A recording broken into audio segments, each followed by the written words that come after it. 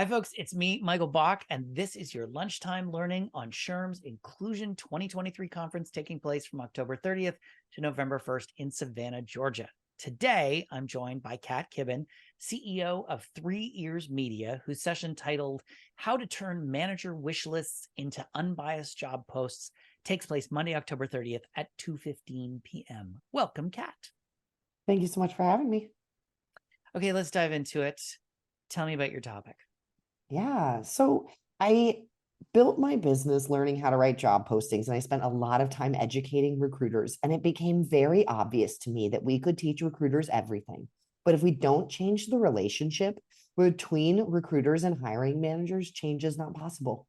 It is not possible to transform or overhaul anything inside of an organization if we don't have buy-in from the people who make hiring decisions.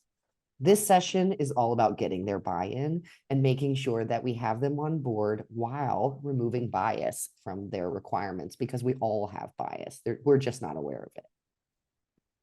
So accurate. That totally resonates, having worked with a lot of hiring managers.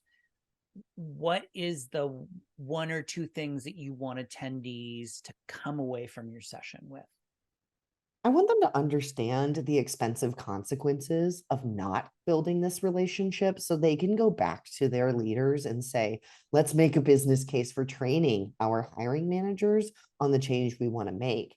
On the other side of it, I want recruiters to open their eyes to biases they're using all the time in their job posting, because I think if a recruiter could be a job post writing expert, they can actually open the door for people and invite people from diverse backgrounds into their organization in a way that shows you're an inclusive organization, instead of telling them we're a diversity is our first priority, which is what most people think is enough to be a company where people can belong. Absolutely. And you can say it as much as you like. Show me the receipts, right? Show me, I want to see the behavior. I don't want you to tell it to me. I want to experience it.